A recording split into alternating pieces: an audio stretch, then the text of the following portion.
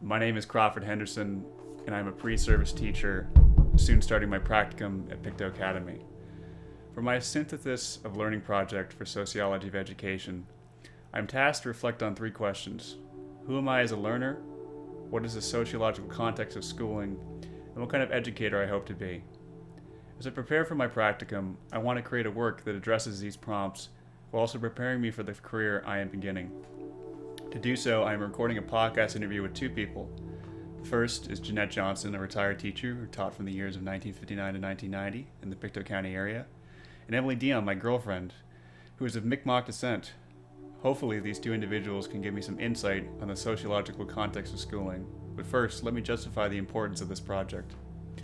It's my duty as a future educator to always be learning and adding new strategies that I can use in my classroom. Learning, however, isn't a simple process where I can acquire more correct information each year. Instead, there is no one right answer, just as there is no one right way to teach. Likewise, society is going through these constant changes, and as it does, it challenges me to relearn and reimagine ideas I once knew. I realize that this is why they say learning is a process. It's not a static process either, but flexible as these ideas evolve and must be adapted to fit the time. This is doubly true when you teach, as your job requires you to adapt these ideas to reach dozens of new children each year. Therefore, to ensure I become a great teacher, I must interact with perspectives that are different than my own. Conversations like this podcast help me understand my biases and how one's upbringing can influence the way they view the world. Likewise, a look into a classroom half a century ago will also give me the insight on how education has evolved throughout the years. With that preamble out of the way, I'm going to introduce my first guest, Emily Dion. And for the folks at home who haven't had the pleasure to meet you, Emily, why don't you state what you do for a career, maybe, where you grew up, or any information you might find relevant to a discussion on education and one's identity. My name is Emily Dion. I'm 22. I'm a correctional officer at the Northeast Nova Scotia Correctional Facility in Thorburn. I grew up in the Valley, Middleton to be specific. I graduated from Middleton Regional High School. Is there any specific roles you do in that job? So I do the basic job as a correctional officer, which is for safety and security of the inmates. I also take on the partial role of the Indigenous liaison officer. So I answer any questions or facilitate things that have to do with Indigenous related matters. So now a lot of the questions I'll be asking you might seem strange because you're not a teacher, but classroom taking centers a lot of questions on race and identity, and as we've both been students, I think your perspective is just as valid as my own in answering them. So as we get on in the interview, I'm going to come back on the question of your own identity. Okay? For this section, I'm going to be asking you who you are as a learner, which is a really open-ended question. So while you answer, I want you to think about your own experiences in schooling.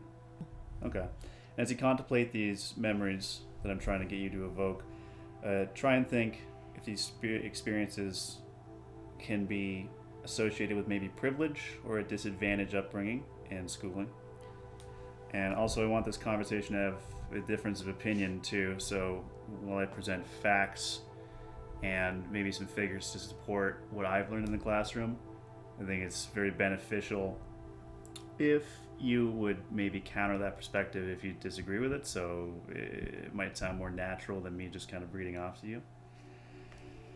Okay, so that in mind, what was your own schooling experience like?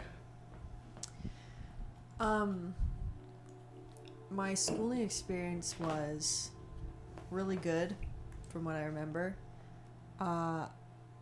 Believe it or not, I really, really enjoyed going to school. It was, I'm a creature of habit, so the idea of a routine Monday to Friday from 9 o'clock until 3:30 really excited me. So you would say you had a good relationship with school? Yeah, I had a great relationship with school. Extracurriculars were another thing. I was part of the Native Student Advisory Council. Just quickly say the Native Student Advisory Council group, whatever it is, it was for advanced opportunities for furthering education for Indigenous people. So what that means is that we, would go out on days and go to places like Dalhousie and out into the community and stuff like that, and apply for free, apply to universities. I never heard of that. That's very interesting, because I can think of the instances in my school where the Indigenous population was very small, maybe like 3 or 2 kids, and they were all kind of ushered towards the foundational math, which is the one below math at work. And it almost seemed like they were just kind of pushing them through the doors to get them out of the school, and not really trying to focus on, as you say, ensuring that they can achieve higher education. So with that experience, do you think it positively impacted the celebration of identity? I'll say it was something that I kept quiet about throughout my school years through school, and I opened up later on in life. Is there a reason you kept it quiet? Yeah. Why? Well, you live in a small town like I did. My school population consisted of what do you call, like, country folk, if you will. Couple of bumpkins. Country bumpkins at heart. You know, they showed up with the big rubber boots and, would drive their John Deere tractors to school. And that's not an exaggeration. It was just, and them being just, kids, not really understanding, offensive things. Used improper terminology and would make rude gestures and stuff like that to open Indigenous people there, which there weren't very many either. Oh, so you're saying there was active racism at your school? Oh, 100%. Yeah, from my experience in high school, like similar to you, I grew up in a small town, and the identity was very rural, very white, blue-collar kids, right? So just like derogatory terms thrown about a race, anyone who's not different, or anyone who is different. So I have distinct memories of, people that I'm friends with, right, in the past, openly mocking people for being Indigenous and just saying the horrific things to their face, and the Indigenous kids just kind of laughing it off, or just firing back another retort, right? And it seemed like there was no school policing of that either. It seemed like they just kind of, if they didn't really care to address it, even though it was a big problem, the racism in our class. Was that what you felt too in your school? Again, I kept that part of my life very sheltered, very closed off from my high school experience. But what I witnessed, walking through the halls day to day, open racism, people were very ignorant. When I told you about the time that I was, like, I can't say the word squaw, the fucking horrible shit that I was called. I can't say that. That's what you were called that? Squaw? Oh, yeah. That's very surprising. Like, maybe can you contextualize that? Because I'm just having a difficulty even imagining that. With most people in high school, they don't understand in a small community as well, and they're just not as educated as, people in 2023 are. They were just uneducated by the use of the word squaw. I think the big thing was and I hated it because I always tried to correct them, but like, again, going against the social norm, you would always have the kids in class that would just call them Indians, and it's and to someone it might be a very small, insignificant thing. Yeah. And, after class, they would go and, beat their hands off their lips and make the kind of tribal sound and dance around like that. Like, it just... Was that directed at people, or? I don't think so. I think it was just to mock. I think it was just mocking in general. And it's the lack of, knowledge, the lack of discipline. Yeah. That allowed that to happen, right? But who am I to say all of this, right? And I still didn't stand up and say something, but it's just, I was afraid. I was afraid of being looked at and, why is she, out of anyone here, why is she the one saying that? Well, that's the unfair thing, is that you have this, it seems like this guilt complex now about feeling you should have corrected other people when you're the ones that didn't put them in that position, right? Oh yeah, I have deep shame about it. But, I like, really wish I could have. Yeah, but the thing is, everyone has that now. Like, looking back on the way my friends treated people of different races, like, I feel horrible that, like, I was in those groups and didn't say anything.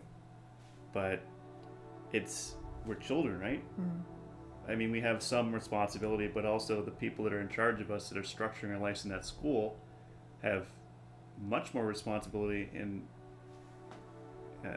modeling the way that we should talk about these things. But we as educators, and I think this is what one of the questions is talking about, have a ethical responsibility to kind of create an environment where that can't happen, And in your opinion, it happened because of ignorance. And, when we had the very brief lesson about First Nations people and what they did to them, back in the 1700s and, currently, it was very brief. And I don't even think it, skimmed what injustices happen throughout that timeline. And so I think it just made people even more confused on the words, and it made them care less, because if they can't even dedicate a whole lesson to the genocide that happened to Indigenous people and the residential schools that happened to Indigenous people, how is it going to be taken seriously if no one treats it as a serious thing?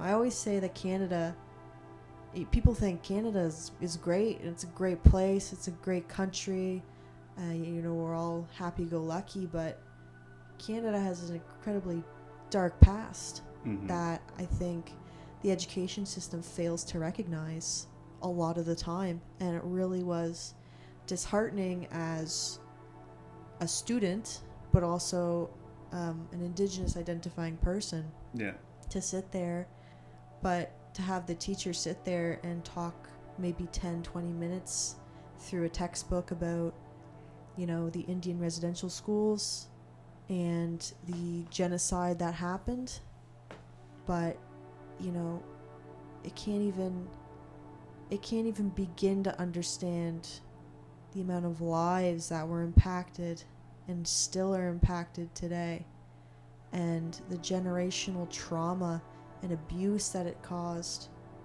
And and then it just went right back to fur trading and the Hudson Bay Company, and Canada's great, look at all these things that were built and created, and look what Canada did in the provincial courts. And I think after we're kind of digging in deep, when you said that you had a great time in school, that these things that you're thinking back and reflecting on, were like really problematic too. And if you think of your own identity, you were kind of disprivileged about the way that your identity was treated in certain curriculums, and the way that teachers kind of merely addressed it just to say they did, but didn't give any actual understanding or empathy towards something that your family has experienced, right? And knowing you personally, I don't know if you're comfortable with me saying this, but you could say that you're kind of still very hesitant to show that your Indigenous identity. Do you think that might be related to the way it was handled and addressed at school? It wasn't maybe celebrated in the way that you would liked it? Yeah, I mean, I definitely think I was disadvantaged as a student. And I can say this not only for myself, but all of my other classmates, even the faculty.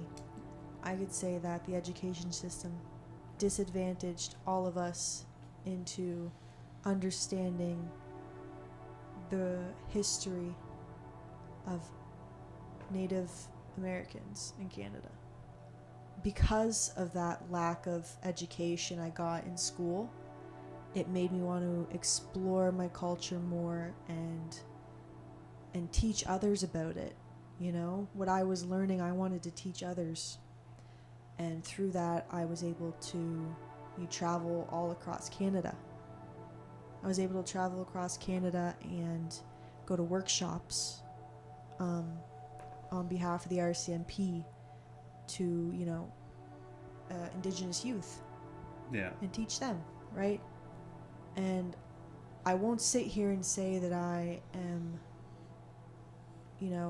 all-knowing of Indigenous culture, because I'm not. I learn every single day. I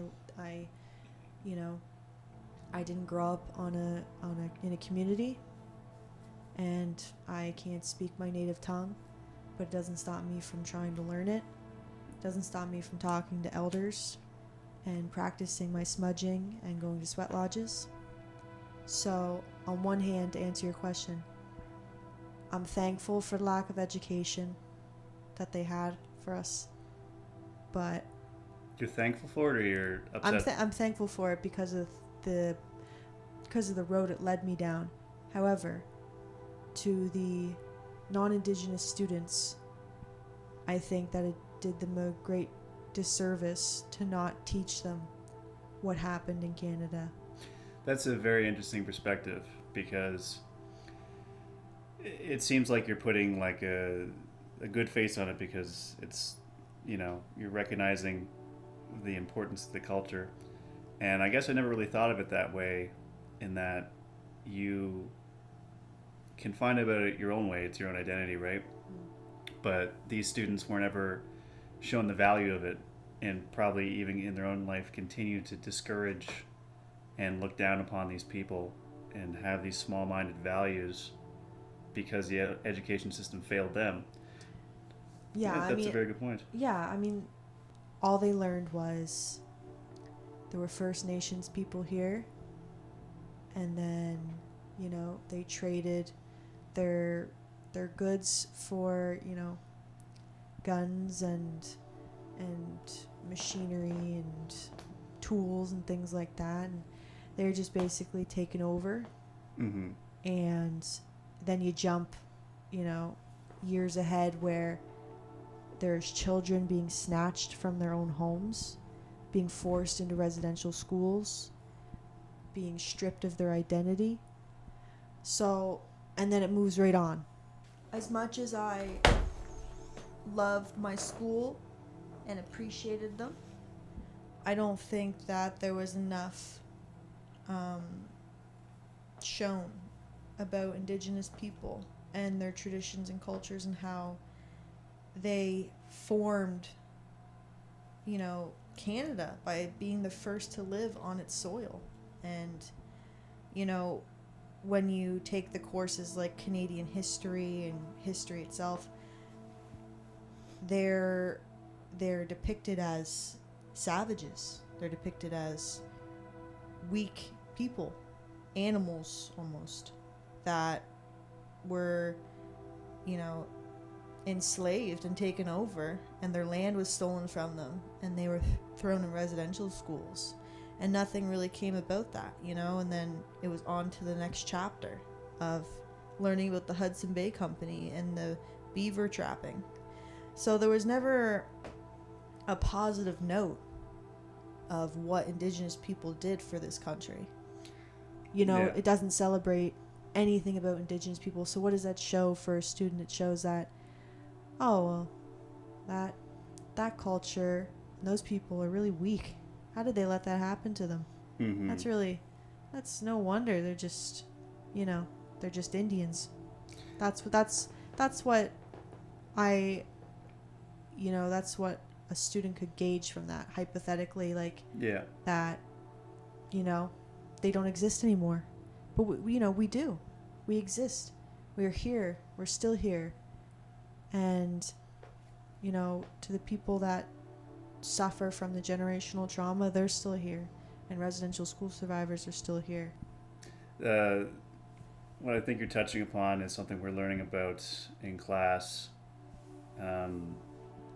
The internalized oppression that people that are often minoritized feel. Like, as you're saying, that the history is framing them only in their greatest tragedies, that you don't see their greatest strengths either, right? Mm-hmm. So they're going to adopt this mentality of being victimized by a country and see that, as you say, there could be students that look at that as a weakness even. And that's in the worst case scenarios, but there's also people in that own culture thinking, why would I want to be identified as that? It would just make me feel separate from the dominant culture, right? Thinking about privilege, there's a quote from one of the articles we read. When I am told about our national heritage or about civilization, I am shown that people of my color made it what it is. In your own experience, did you see any history attempt to frame the Indigenous population of Canada as building Canada, or just merely being something that was affected by the people that built Canada? Unfortunately, I have never been taught by another person about what Indigenous people did for Canada. Them being the first belonging to Canada and the first to living on Canada's soil, right? You would think that they should have some praise, but unfortunately the only things that I hear are, you know, we are on unceded treaty territory. You know, we pay respect to the unfortunate lives lost due to residential schools. That's what it sounds like. As you said, there was no celebration of the Indigenous culture in your schooling. Do you think that had a negative effect on your sense of identity? Personally, no. But I could see how someone who grew up on in a community or what's known as a reservation and, you know, has a more physical attributes of an Indigenous person, you know, I can understand how easy it would be to develop that victim mentality, right? And constantly feel like the world is against you and people are against you and your traditions. Personally, growing up, I didn't really talk about the Native side of my family. I didn't really express it a lot. Only the last few years of high school did I ever really celebrate it. Yeah. And that's more or less just because I didn't want to be judged. I didn't want to be looked at as weird. So that's what I'm trying to get at is, so for my instance, like, I grew up in Pictou. It's a small town with a primarily Scottish heritage. So our courses even reflected that. I mean, we focused primarily on European migration. And like you, we kind of briefly talked about the Native identity of Nova Scotia, but after that, it was right back to the settlers, right? So I never felt that I couldn't talk about my identity or other me, right? Because in the classroom, it was just an open fact that we talked about every day. And going back to that original quote, I could see the narrative of my people being important in this country. So, with that kind of context in mind, I do think it did have an impact on your identity, I mean, excuse me. That's fine. I think, like I said, the way they were depicted in the school books, the term savage was used, and the term scalping was used, and, just disease and famine because of the European settlers that came. It left a bad taste in my mouth, the way the teachers went about teaching that particular topic.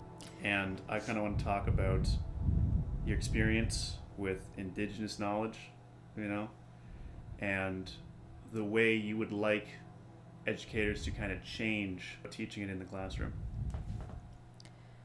Yeah, I think first and foremost, if you were doing a lesson plan on Indigenous people, acknowledge what happened. Do what they've been doing, where you acknowledge that, the European settlers did what they did, and horrendous things happened, and land was lost, and lives were lost, and generational trauma still happens today from it. But also acknowledge the good things that happen today in Indigenous cultures and traditions. And I would also want, at the very beginning of the class, for a teacher to clarify, these are the words we do not use. And I know that's hard because you'll always have kids that want to go against, don't tell me what to do, don't tell me not to say that. Yeah. And whether those kids can be fixed or not, or if their family teaches them these things, is not in your control. But for the general population, the term savage, the term Indian, the terms that are just awful, to just teach them not to use those words. When you're referring to someone who is Native, we can refer to them as Indigenous or Native or First Nations, or by their if they're Mi'kmaq, or if they're Cree or Anishinaabe, there's so many ways to refer to them that doesn't, put them down as a person or is racist towards them. And I think if you don't clarify that right away, people will start using those terms because they're written in the textbooks. Why can't we use them? It's like they're not introducing the context behind it as well. Like they just experience the word and they're left to sit alone with the shock, and I think what you're almost suggesting is like a cultural training in the way that you kind of talk about these issues to not offend people, that of the decimation of a culture and the words used to hurt it, and not trying to coach them on the proper ways to deal with this information. I mean, in my classroom, for example, my professor was talking to me about ways that you could teach African students, and I was talking about my experiences here about Africville. Did you have lessons on that in your history course?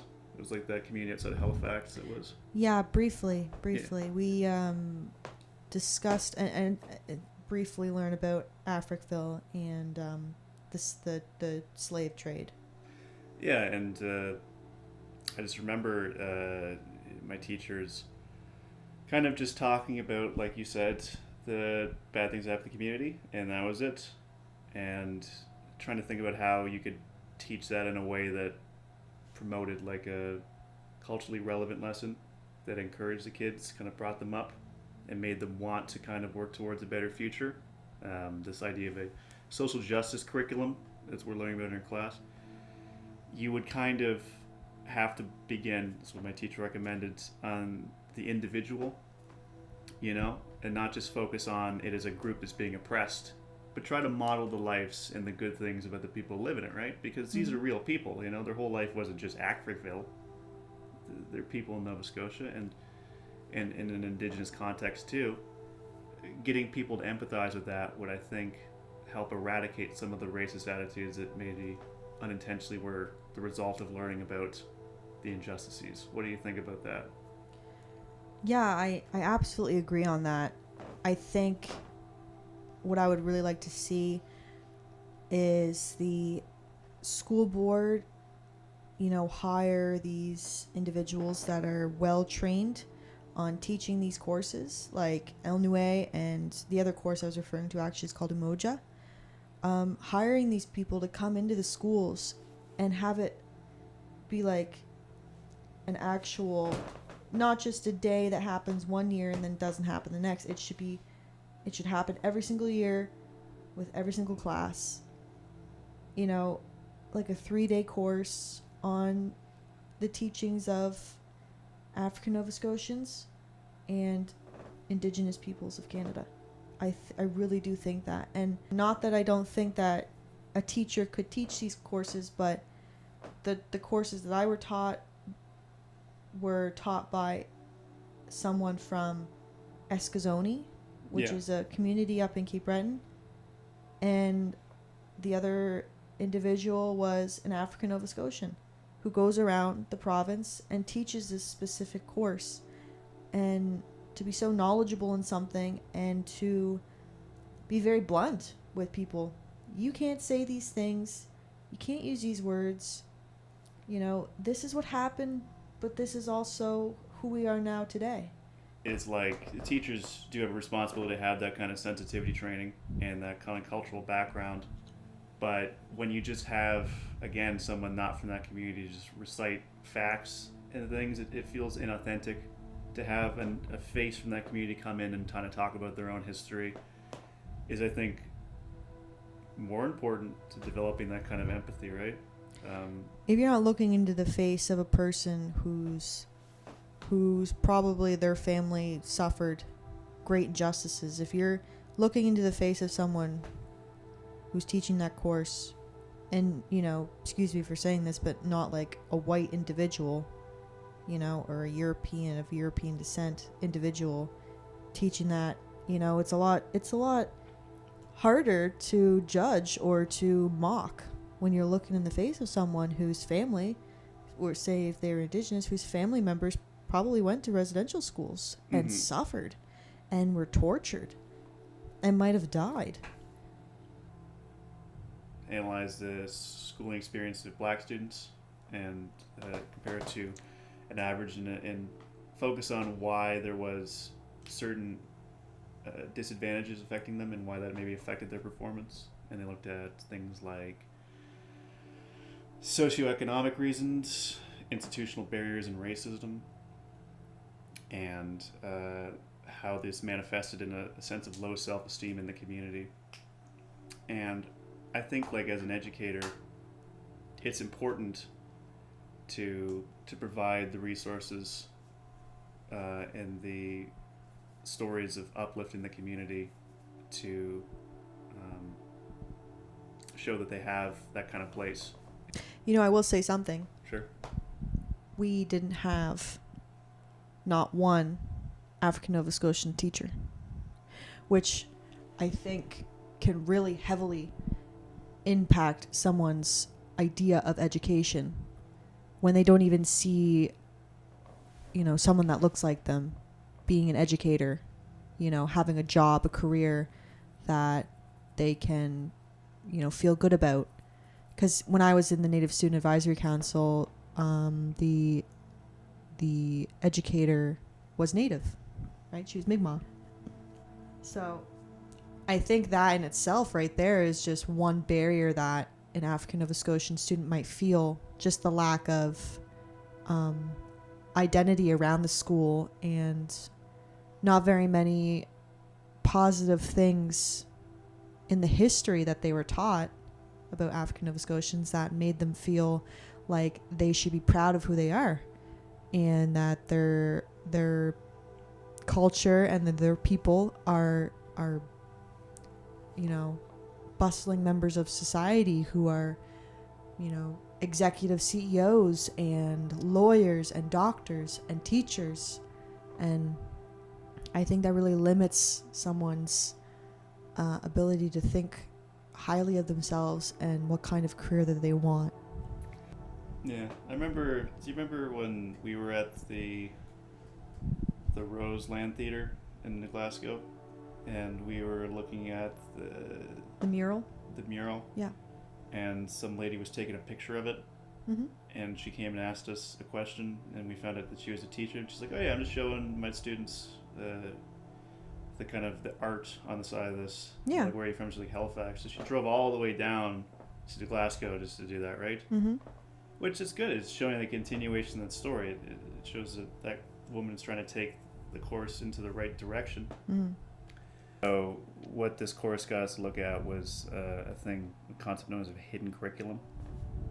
So what it theorizes is that education was primarily in the past, which also has effects on today, designed also not only to teach, but to model social behaviors they wanted to replicate, They gave examples of the way that obedience was dished out and the way that they wanted to mandate the way that students ask questions, the way they respected authority, and almost looking at it in the way that it mirrored the life of a worker in a factory,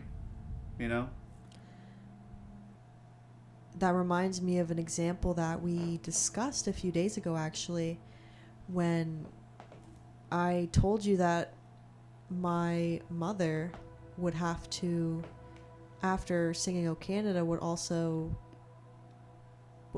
preach the Lord's Prayer. The Lord's Prayer. Yeah, That's socially constructing someone to follow a certain religion. Yeah. When you think of all these things, the O Canada, the Lord's Prayer, the way that we promote knowledge, it's almost a European kind of, as they call it, a colonial or a settler identity that they're trying to promote. And if you think about your curriculums too, the lives and the histories that they taught about, you're talking in the past about Native histories being neglected to focus on prime ministers and policy changes, right? To show how the country was made, it's disregarding whole entire lives of people. There's a quote I wanted to share in our course textbook that says, implicit in many traditional accounts of history is a notion that children should disregard the lives of women, working people, and especially people of color. If you think about what we just talked about a hidden curriculum, and we think about power, the way I see it is that the way school is structured is trying to reproduce a population doesn't question the power structure by presenting only one narrative, getting people to follow authority, not question it, and not valuing or appreciating the lives of certain people that oppose that identity or maybe made it more multicultural. So what can a teacher do to a person like me or a person like you who's internally struggling with these questions? What can a teacher do? What can a teacher do? That's a very interesting question. Like, if it is an internal thing, it comes from a sense that you want to find out as much as you can about the student. You want to almost extract the information yourself without them telling you, which involves developing a relationship with them. So if my teacher knew I was passionate about, in your case, Indigenous knowledge, if it's a topic that's close to your heart, to not give it the credence of going into depth and reaching those questions and kind of presenting it from a personal perspective that you want to hear about, coming up to you and asking, is this meeting your standards? Is there anything else you want to know? You know, working with you as an individual, help frame this, even for other kids, because that would probably provide a much needed information for them, right? Mm-hmm. The fact that a lot of teachers think that it's a static thing where they just stand up in front of the room and just kind of fill the kids with knowledge. You probably knew quite a lot more about the things that they're teaching about than they did, right? Yeah, and what I, as an individual who does not want to be a teacher, would want for the future generation of teachers is to take courses, you know, learning the history, but also the current culture. Because as much as I feel like Indigenous people are pushed to the side when it comes to Canadian history, they're still so present today, and they're still part of Canadian history. We still continue the generations and, you know, of people that were here before anyone. We're still continuing that lineage, and to just brush it off and be like, yep, you know, residential schools happened, and yeah, they're still here today now. Okay, but what are they doing? What have they created? You know, what is a powwow? You know, what is a healing circle? I'd like to see those things be introduced into the classroom and understood, so that when you teach a course about Canadian history, let's say, you don't have to end it off like Indigenous people just died and suffered and then disappeared out of Canadian history. Have you ever encountered instances of, you know, hatred towards people for their gender or sexual identity in your schooling experience? Yeah. What was that like? There were a few transgender folks in my school. Yeah. One in particular was a individual who wanted to have their name changed, and they were mocked in the classrooms about it, and they were called by what they were referred to as their dead name. The teachers and the faculty did a really amazing job, though. So again, you can't. So in your courses, when they heard these students being mocked, would they sit back idly, or would they stand up for them? Well, it would cause the student to become quite enraged, and they would get quite upset, and they would, you know, they would clarify with the class, this is who I am, this is how I would be preferred to be called, and these are my pronouns. Please respect them, right? The teacher, obviously, I don't know, I couldn't read the teacher's mind. I don't know if it was because they were annoyed that this person was causing a disturbance, or if they obviously cared. But regardless of that, they always did step in if it was getting too rowdy, if it would cause the class to become disrupted. But it sounds like your school had even though the faculty and administration was good in dealing with such things, there was a really toxic culture about acceptance of identity in that school. There was, like you're saying, people are purposely discriminating for the intent of being mean.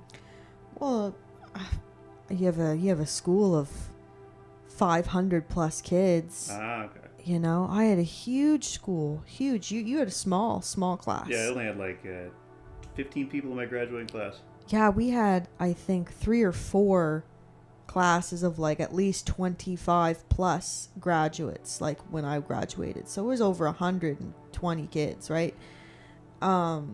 you're going to have your fair share of kids that grew up with parents who are racist. Yeah. Just straight up racist. Again, there are more things to do in that regard. Like, for example, when the individual that was being dead named stood up and yelled, and the teacher stood with them to kind of do like a social correction, is there any follow-up with the individual, like coming up to them and saying, like, after class, I mean, you probably didn't know, but that's one solution, right? Like, to just go past the I'm doing the right thing to try to... No, there wasn't? Nope. Yeah, that's the thing is, just fighting, being reactive to a negative attitude is a bit different than being proactive. I'm sure you can understand by now, teachers are given a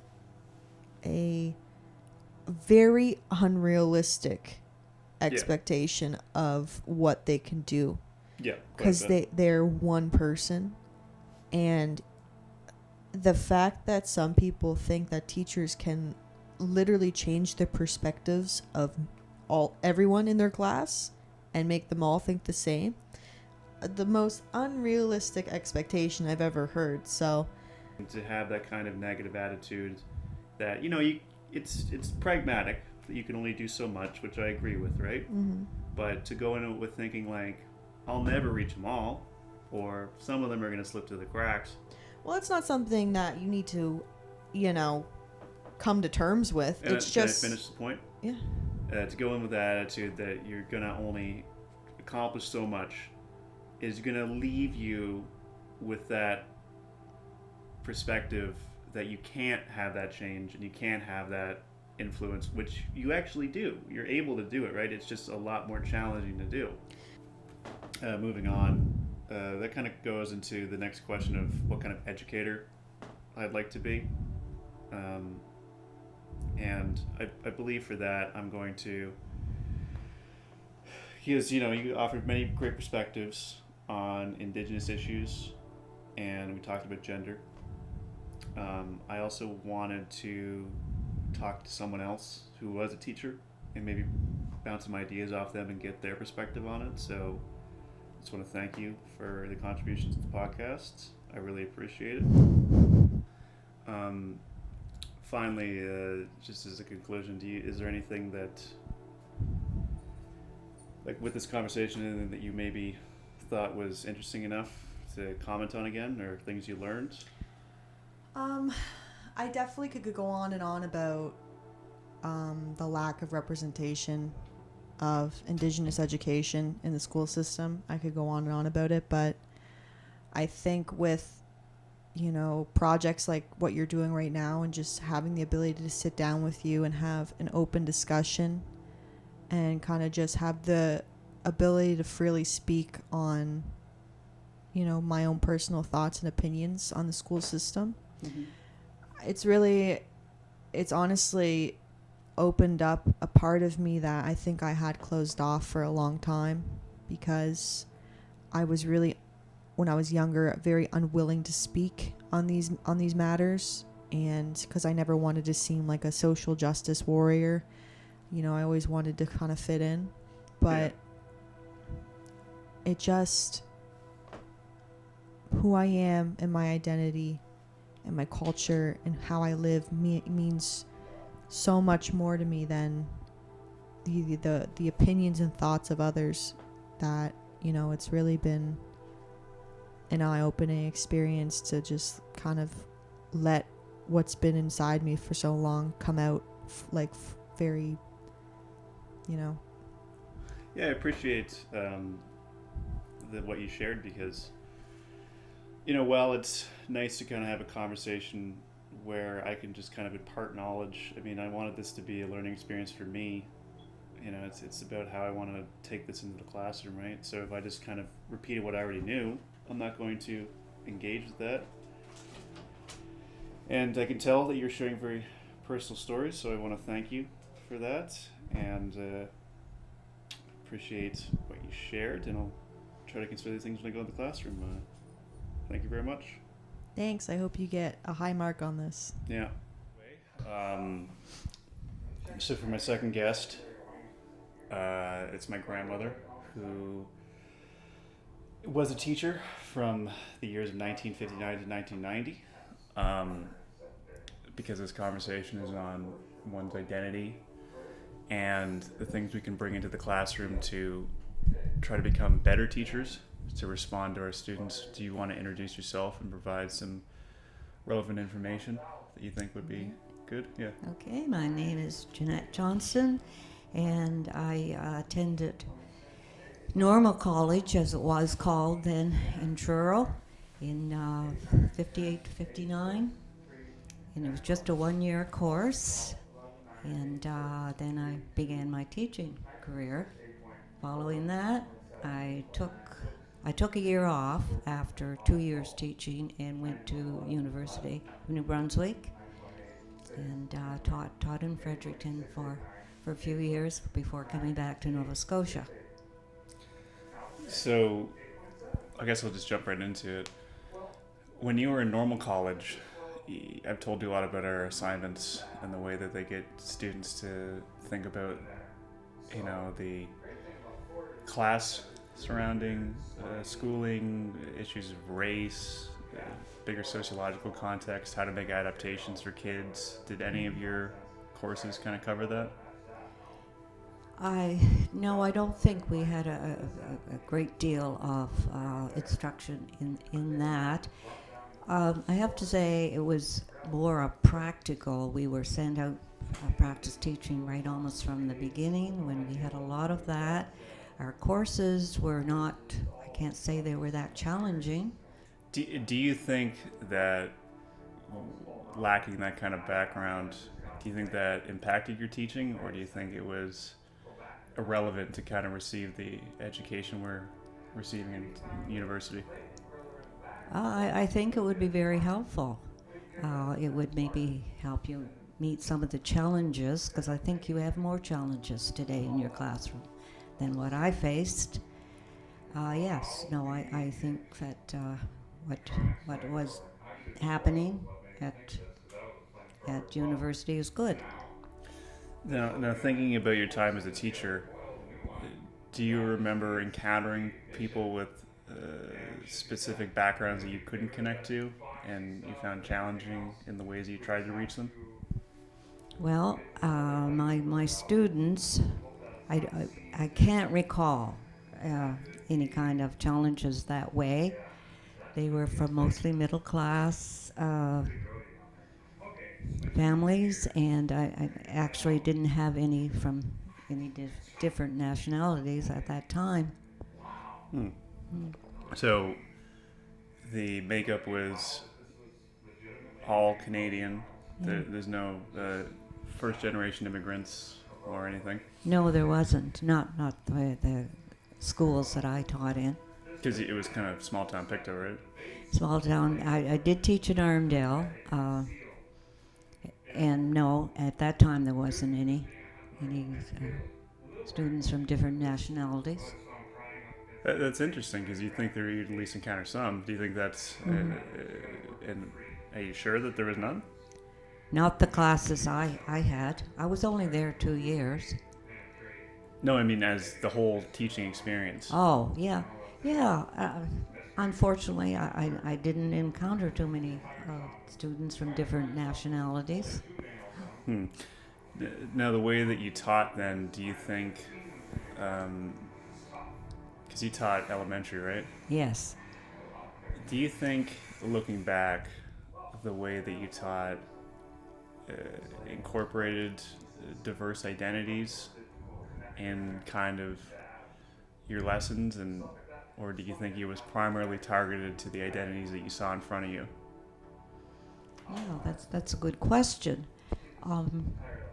Probably to the ones that I was facing, Because this course is trying to get us to do a thing called culturally relevant pedagogy, which is where you try to base the education in the student's culture and not try to fit the culture into the education, you know what I mean? To give them a background that they would be successful in to demonstrate their learning.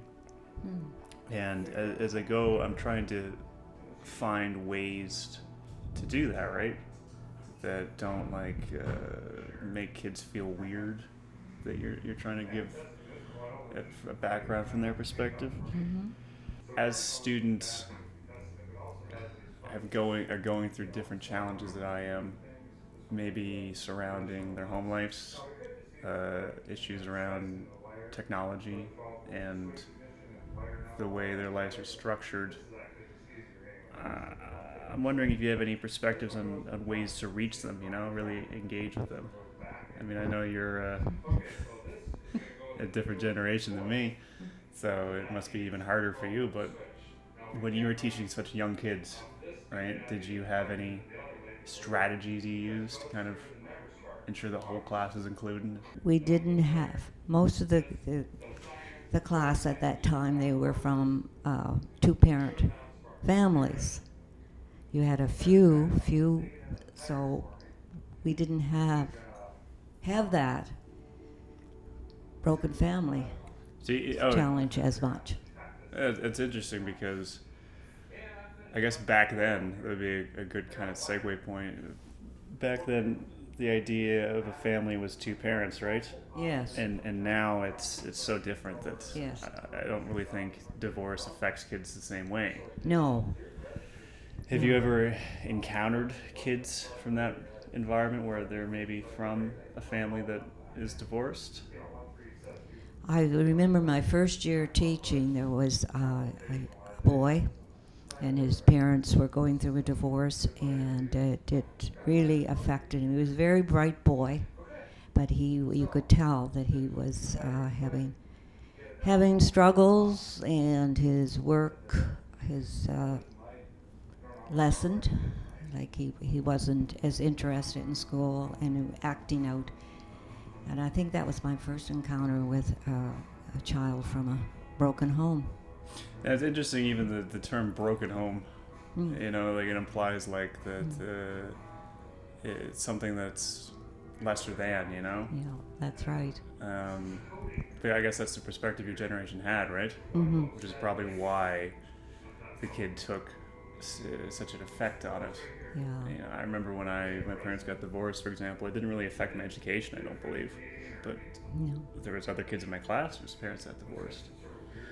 Exactly. When you encountered the kid who was struggling because of that, were there any adaptations you tried to incorporate to make his success?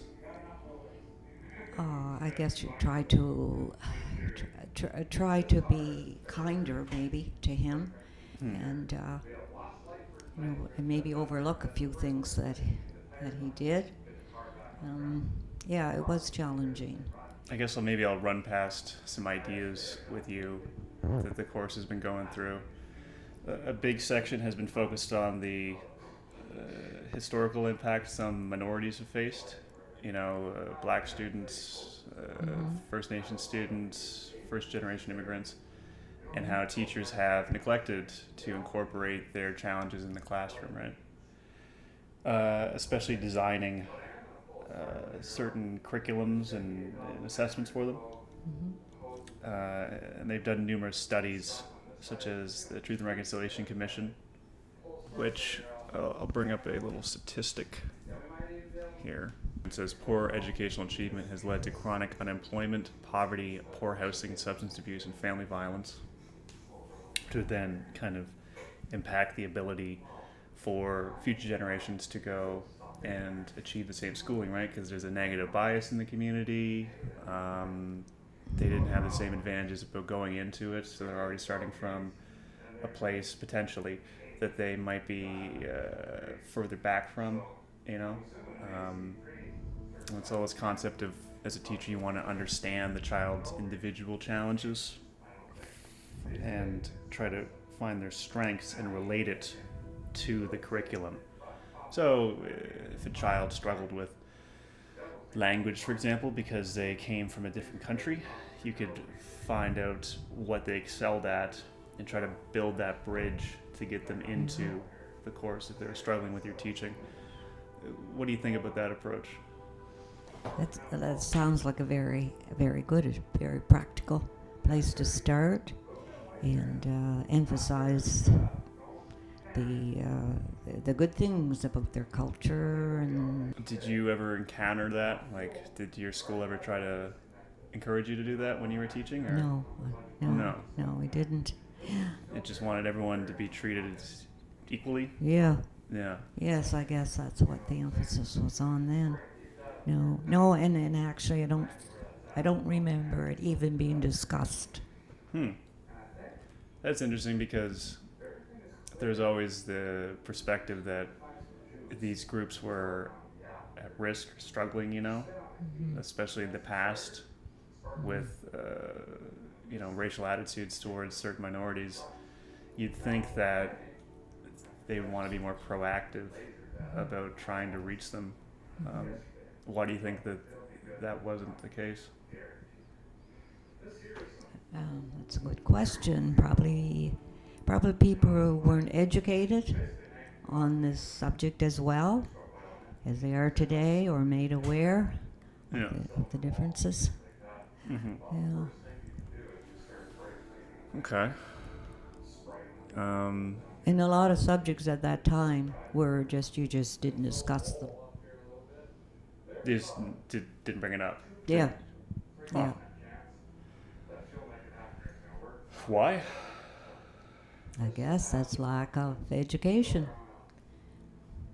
Okay, so you didn't see the consequences in the real world. It's like a Right. don't ask, don't tell situation. Yeah, more or less. More or less, I would say back in the 60s. Yeah. And then, like, the 70s and 80s, people were becoming a little more educated, more aware. Mm-hmm. A lot of the things in the classroom have taught me about differentiated learning, too, and the importance of that. So, we did an activity on learning centers, where you have a main topic and you give a big list of different ways students can explore the topic and represent their learning, so that they don't feel challenged to express their ideas and become engaged in the activity. Now, a question I have is, because you're a teacher, it's quite difficult to ensure that kids are engaged effectively and they're meeting the same cognitive demands in certain activities. What do you think about such an approach where you have like a big laundry list of things, the ways they can do it? Do you think that's too much or not enough? It sounds like a very good way to do it. You try, if you have a number of different approaches, you try them and see which works. Mm-hmm. Did you ever try to do that in your classroom, or is it just... You mean with different backgrounds and not exclusively different backgrounds, but just the way kids learn, right? Is different. Yes, you do. You probably had in your lesson plan, so you had a little extra for the I shouldn't say brighter children, but the children who are more willing to learn. And what about the kids who struggle to meet the demands of the base task? Did you have any ways to for them to branch out? Well, you tried to give them extra help. If they were struggling badly, you could always keep them after class, or ask them if they wanted to stay after class and get a little extra instruction. Yes, I was talking about when I was teaching grade 3 in language arts. We had 3 different classrooms, 3 different teachers, and one teacher took the brighter students, and the next one took the average, and the other one took the more challenged. Now, do you think we did that every day? Do you think that did the levels change every day, or is it just like the bright groups are in one base group, the average students are one, Yeah. and it was just like that for the whole year. Yeah, it was like that for the whole year. And what do you think of that nowadays? That kind of teaching strategy? Good question. Since I haven't been in a classroom for many, many years, I don't know. It seemed there was a lot of advantages to that because you could give more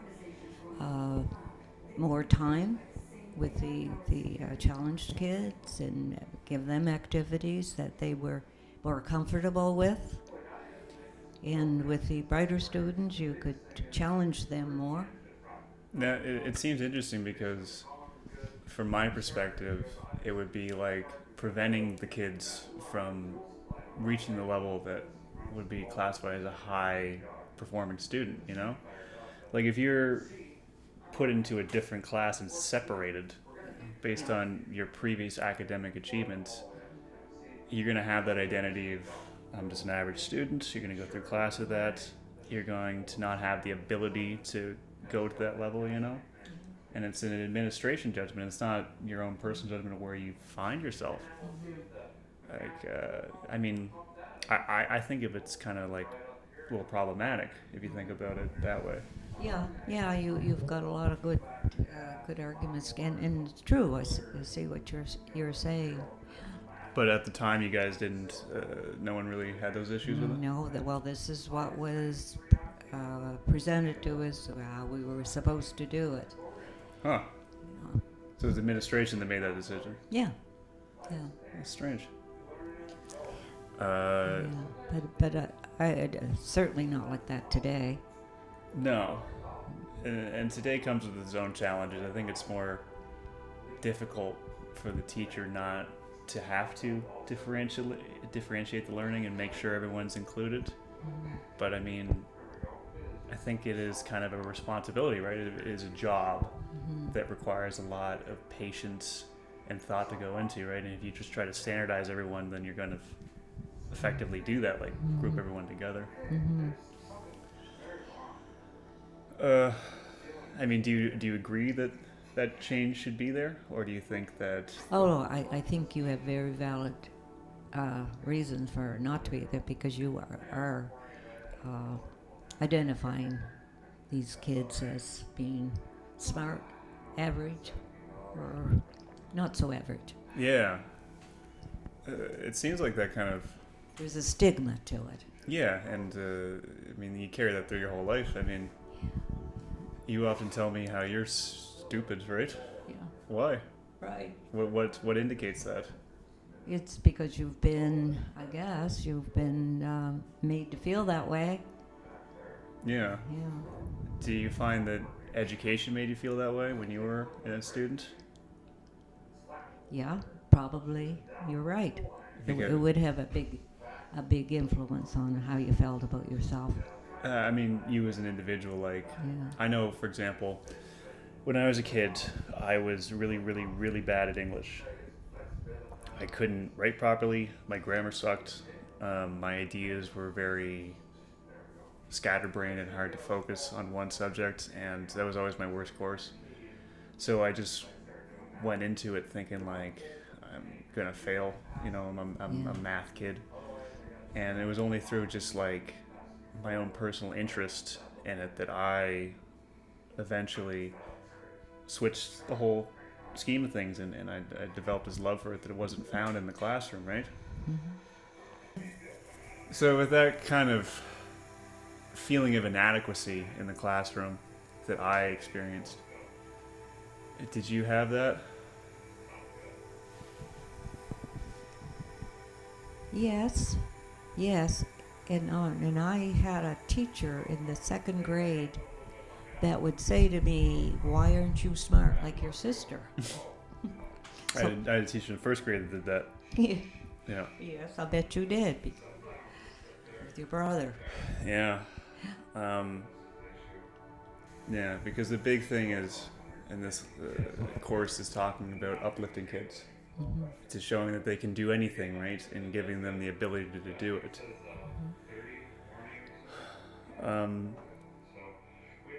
Obviously, when I become a teacher, I want that to be my main thing, is to show kids that they can achieve this, but so much of their education is kind of beating them down and showing them that, like what you said, that they're a middle student or a lower student, right? Now, what would be one suggestion you could give me on how to reverse that attitude to show them that what they're doing is important and it matters? Well, encouragement, and never let them feel inadequate or talk down to them. I think you have to show them through your encouragement that they are worthy and they are capable of achieving their objectives. Yeah. When you taught elementary, did you focus a lot on building up the kids' confidence? I did try to, and I hope I did. Because I remember the grade 2 teacher telling me it wasn't smart as my sister. I tried to find things that they did that deserved encouragement and praise. Mm-hmm. Yes, and each individual's going to be different. It's how to do it, how to encourage them, how to get the classroom, the other kids to look at them with worth. Yeah, I guess that looking at each as an individual is the most important part, instead of just looking at them as their identity, right? Yeah. That's kind of the wrong way to do it. Like, hey, this kid's First Nation, so I have to teach them like a First Nations kid. It doesn't have to be the case, for example. No. Just finding what strategy works with that individual kid was always a good project. Yeah. You know, considering their identity is important, but first who they are as a person is what comes first. Yeah. Teaching's a lot of trial and error to find the best approach. Yeah. Looking back on the curriculums you've taught, do you think, have you seen the way they changed and maybe incorporated more of these kind of teaching styles from the start, or?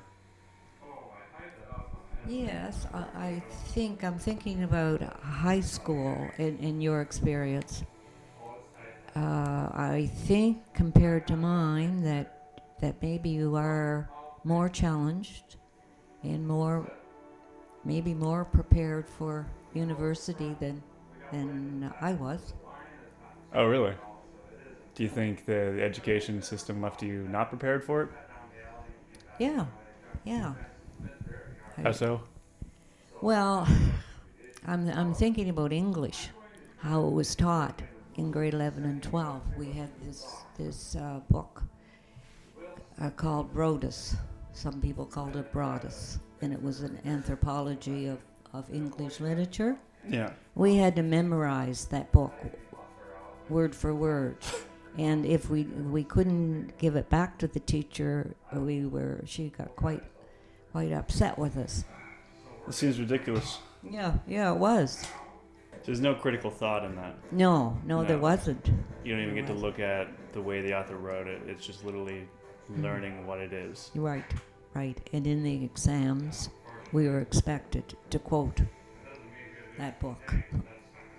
It doesn't even make sense to me. No, as an educator, no. It wasn't.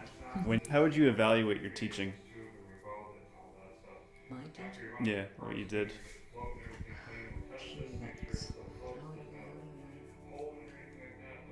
Well, I tried. I tried to interact with my students. I tried to give them encouragement. I don't know, I had failures. But I did try, and it's you take them home with you at night too, especially the ones that are more needy. You think about them, and you try to think of ways that you can help them. So based on that perspective, what would be some advice you give to me? Maybe a simple word of wisdom or something, but when I go into the classroom? Well, guess it goes back to the encouragement and make them feel worthy of themselves and capabilities. I guess that's my advice. Never talk down to them. Never talk down.